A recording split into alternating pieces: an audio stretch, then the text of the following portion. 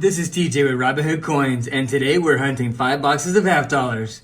These are from the same bank and credit union as my last 2 half dollar hunts, so I'm really hoping the silver streak stays alive. We're looking for silver, NIFCs, and proof coins for my collection and for the Robinhood Coins giveaway for this video. As always, I give away something from each hunt, and all you have to do to enter the giveaway is comment on the video and watch Saturday's weekly giveaway video where we pick the winners. With that, let's hunt these rolls.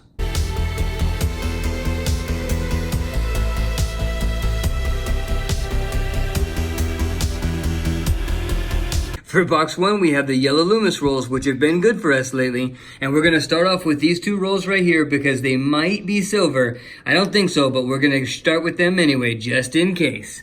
Alright, so for box 1, all we had was 5 NIFCs, an 02, 04, 09, and 2 2012s. But the good news is, we have box number 2, and we have more Loomis rolls.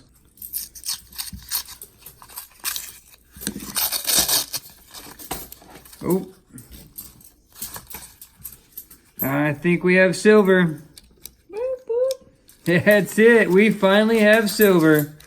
Roll 43.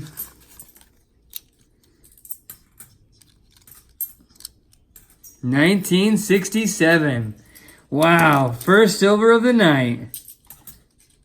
That is awesome. That's a pretty nice 1967 as well.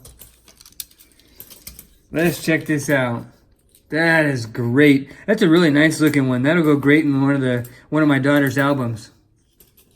Hopefully that's a really just a start off to a lot of silver in the last 7 rolls. All right, roll 44. Hopefully this continues the silver. Hopefully it was in the back of the box. Let's see.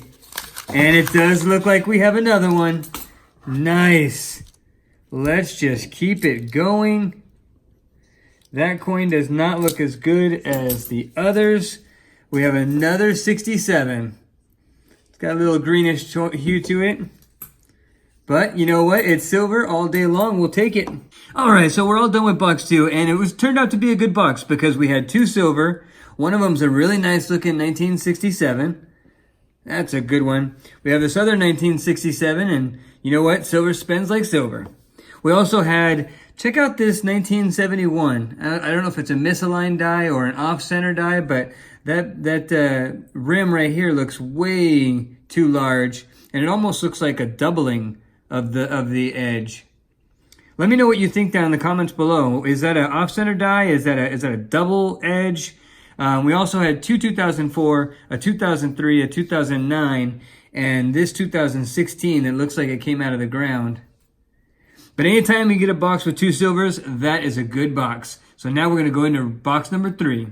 Box number 3 has more of the yellow Loomis rolls, and we have a few possibilities over here that we're going to start with. So let's get into the rolls. And we're going to get into roll 39. Hopefully a roll 39. What do you have?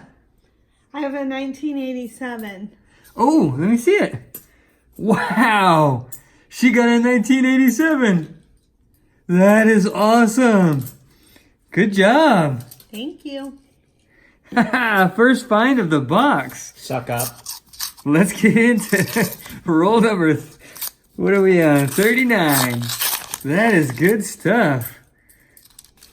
All right, so we're done with box number 3, and we didn't get any silver, but this turned out to be a pretty good box.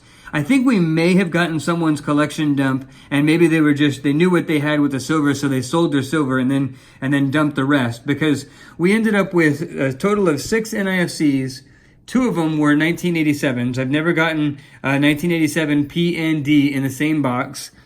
And then all of these right here, the bottom row is D and the top row is P. We only kept the really nicest ones, so these might have been pretty good, but just not good enough to keep. But we ended up with 1978 P and D, really nice shape. I mean, very, very, very little scratches. 1981 D, 84 D, 85, 90. But then just 1991 P and D, really nice looking. Same thing with the 96, just really nice looking 1996. And then same with the 1998. So I don't know if this is necessarily someone's collection dump, but some really good BU coins for our collection. So we're going to take it and we're going to jump into box number 4. All right, box 4 is the yellow Loomis rolls again. Unfortunately, we didn't have any enders, but hopefully we have a whole bunch of silver on the inside. So let's get into these rolls. Well, box 4 turned out to be a skunk box, but we ended up with a 2014 with the Ring of Death. And we ended up with the only find of the box that's worth keeping is this 1978 with like an aqua toning to it, which is pretty cool. I've never seen one with this coloration, so I'm going to keep it. And we are going to get into box number 5 with some more Loomis rolls. These look like a little questionable on silver. Probably not, but hopefully they are. And let's get into the hunt. Now it's time for my second treasure hunt of the night. But this time I'm not looking for silver, I'm looking for errors. Whenever I hunt coins, I set aside the years and mints that I know I want to check for under the scope, along with any other finds. Then at the end of the hunt, I check them all under the microscope. I feel like it saves me time, but I also kind of like having an extra little hunt after all the rolls are searched. Since half dollars have so many skunk boxes, I expanded the errors I'm looking for. But at the same time, I stopped checking every coin of that year and mint. Now I only set aside the good condition coins to check for errors. I do this for 2 reasons. First is because if I looked for every 1971D under the scope, it would take hours. And secondly, because the errors will be much easier and more valuable if it is a higher graded coin. For example, check out this 1974D.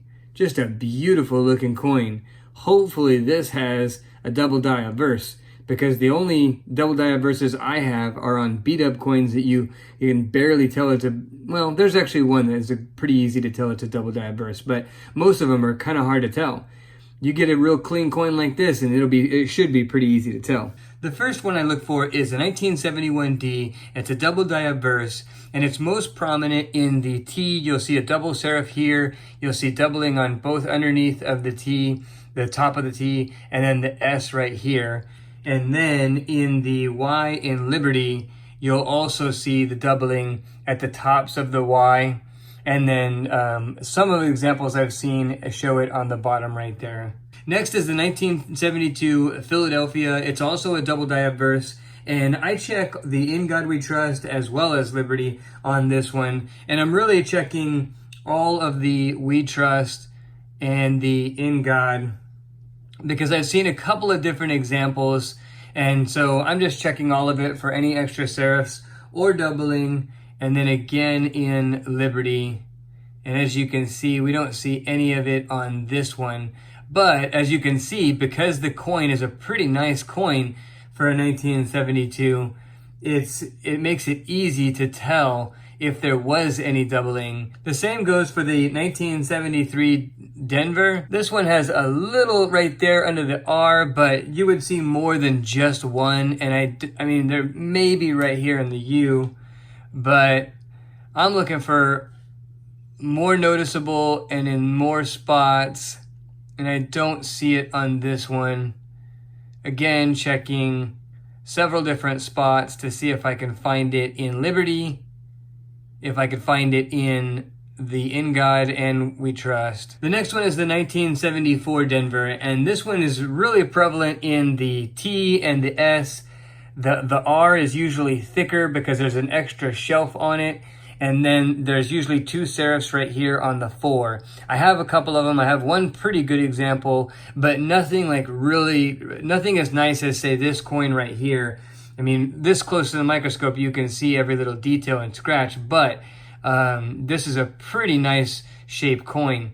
And you can tell it definitely does not have any doubling. Finally is the 1977 Denver, and this one is very prominent in the last T in Trust. You'll see it's really prominent there. Like this one has almost what looks to be like a little, but it would be more prominent here. And from what I've found online, if it's really prominent here, you can look at other places. But if it's not right there, then the last T in Trust, it's probably not going to have it. And then as far as the reverse goes, there's the 1972 No FG. And I only set aside 2 out of the 5 boxes because at the naked eye, I couldn't see any FG on this one. But as you can see right there, you can see some residual effect from the FG. So That's definitely not. Jumped into the overall wrap up here. We had a total of 19 NIFCs.